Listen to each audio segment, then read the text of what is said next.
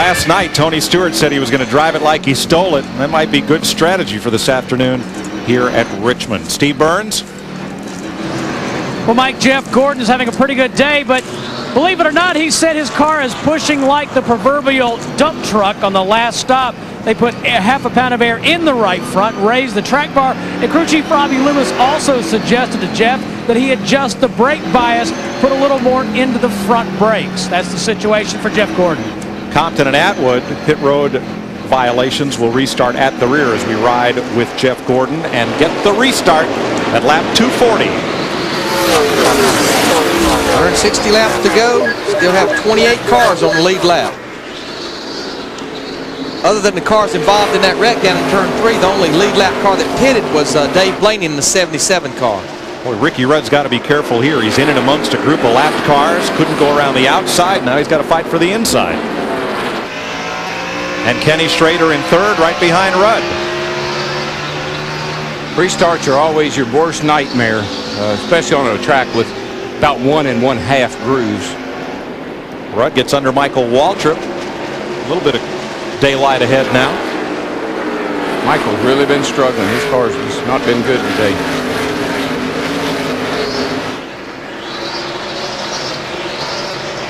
And that really surprises me because he ran the Busch race, finished 4th, and I thought he would have had a pretty good little hot rod today, but it just hadn't worked out for him. Look at the car behind Ken Schrader. Martin made his way after starting in the 18th position up to 4th. He's not that good, though, Larry. I've been watching him, just like you said. And he got up there. I'm not so sure he didn't take 2 tires to get up there. Look at the telemetry on Kenny Schrader here. Down to about 5,800 down in turn 1 and 2. About 8,500 into 3 and 4. Into turn 3, about 300 less RPMs into 3 than into 1 because the front stretch is much longer than the back stretch. A lot more RPMs, a lot more miles per hour.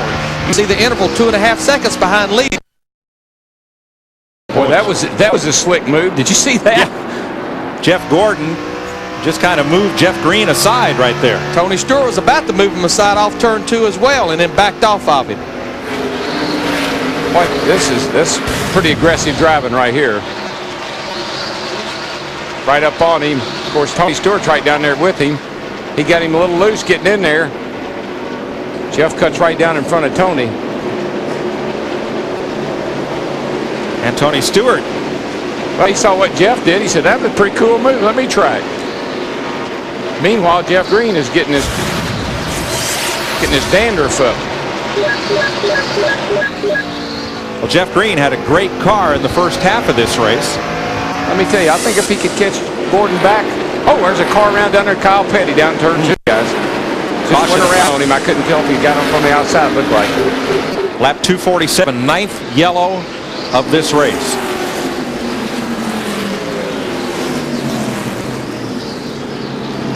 Kurt Busch will not get his lap back. No. Look at Green. Look at Green. Now, Kyle, we're over on the back straightaway having a little conversation here, guys. Kyle got away from turn 2 and stays on the lead lap. There's a bit of hand gesturing going on there. Yeah. They're having it now. He's going to go up here and explain that. To say, look, he's got 2 problems, 24 and 20. And he's right between the 2 of them. Now watch this. Watch this. He said that he can't get his attention. He drove up beside him on the left. He couldn't get his attention, so he drove up beside him on the right. Steve? Falling 30, 24, yeah, 20 at noon. Jeff Green just told his crew chief, Robbie Loomis, and asked him what Jeff Gordon's problem is. He nailed me twice at barriers up in the pit box talking to Rob. Not like the contact that Jeff Gordon has made. And then when you get done with that, run down that 20 car and ask Zipadelli what he's got a problem with.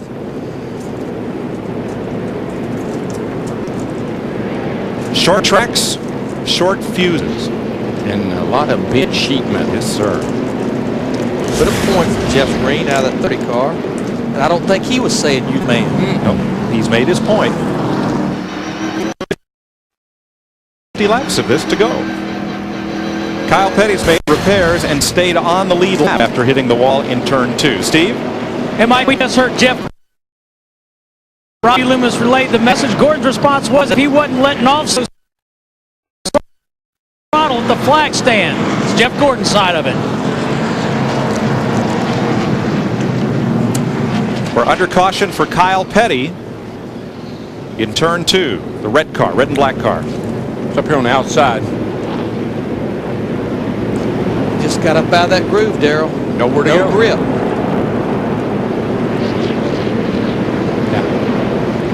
Now, up until they sealed this racetrack, people were making great passes up on the outside like that. You could even run higher than that. You could go all the way up against the wall down there. So damage to the Sprint Dodge in the back, but Kyle stays on the lead lap. He radioed in and told the driver error.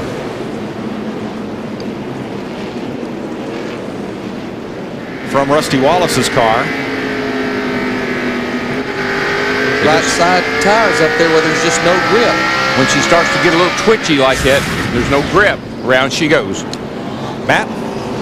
Well, Mike, Jimmy Johnson is slowly working his way to the front. Currently 9th. And his crew chief, Chad Canals, on your last stop, probably one more stop. What are you going to do to adjust that car to make it another winning car? I really couldn't hear you too well there, Matt. Right now our car is just a little bit tight in the center. I tell you what, we have got a serious case of pit road disease. Every time we come on pit road, if we have a good pit stop, we get blocked in the pits. If it's a green flag stop, the caution comes out. If we can ever get this pit road problem we've got solved, I think we're going to be pretty good. But our car's really good today. We got one more chance to adjust on it. Jimmy's very happy with it. I think if we can get up front, get away from these lappers, and maybe have us a real good run. The Lowe's Chevrolet is just running great, and Jimmy's really up on the wheel today.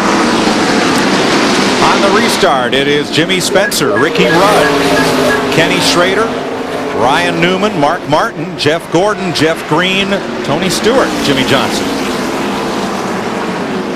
We get up on that outside. It's just got a tippy toe here.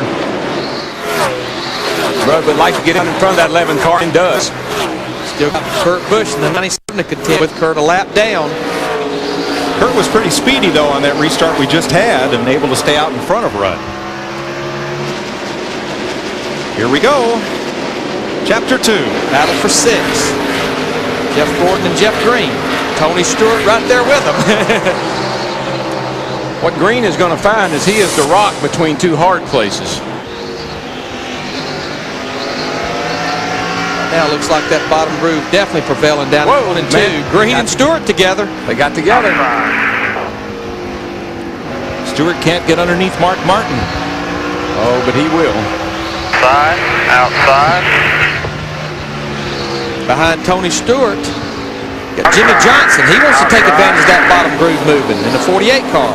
Boy, it's hard to come up off of turn 2 underneath somebody and accelerate hard like Tony's doing. That tells you his car's handling pretty good. Tony's faster, but he's pinned down on the inside by Mark. If he could ever clear Mark, he can go on, I think. Meanwhile, up at the ranch, Mr. Spencer has pulled out to over a second lead in just about 4 laps.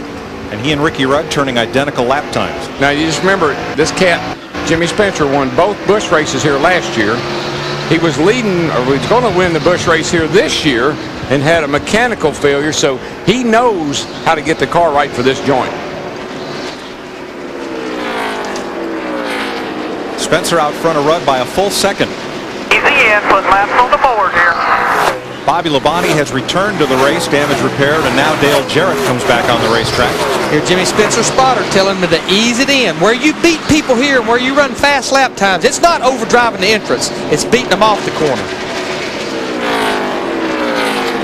Man, it's crowded down there getting into turn 1. Not enough room for 2 cars to get in there side by side, but they keep doing it. And Jeff Green climbs the hill in turn 3. That could be a flat tire from all that rubbing. He's been banging around and getting pushed around. We talk about that a lot. You could knock a valve stem off. And if you get up out of the groove, there's just enough trash up there that... right there. Left rear tire possibly could be. Or that'd be a shame because Green has really had a fast car today and he's done well with it. I don't believe, don't look like we have a flat tire. What happened was he got up out of the groove, picked up some of that loose rubber and trash up out of the groove, and it took him a lap or 2 to get it cleaned off and get going again. you ever have gum stick to your shoe? It's kind of the same thing. You have to scrape it all off before you can take a normal step again, and that's what happens to these tires. Yeah, they're hot, they're sticky, and any trash that's on the racetrack when you get up out of the groove, it'll stick right to them. Whoa, there's a car high. Sadler. And Joe Nemechek, you see he has climbed to 10th. Now Nemechek had to start this race last because of the driver change. He's subbing for Johnny Benson, who has an injured rib from Friday night's Busch race. And he said, you know, I sat at home watching Happy Hour, and obviously Johnny had a good car. All I had to do is get in and get comfortable. Mike Skinner, turn 2. I don't think there's a caution, though, is there? That's about the second or third car in turn 2 in the last 3 laps we've seen have a problem. Elliott Sadler just a couple of laps ago. I think it's just a product of trying to arc it down in there, Larry, and there's just not any grip there. The car's twitch. Turned down in John Andretti of the 43 car and got him in the 22 car, a pole sitter. He's going to be back on the racetrack after having the transmission problems. 36 laps down. In a car that coulda, woulda, shoulda won it. Jimmy Spencer's opened his lead now to 0.8 of a second. We're trying to keep up with all the action, but it's hard to. 9 cautions so far, 136 laps to go in the Pontiac Excitement 400.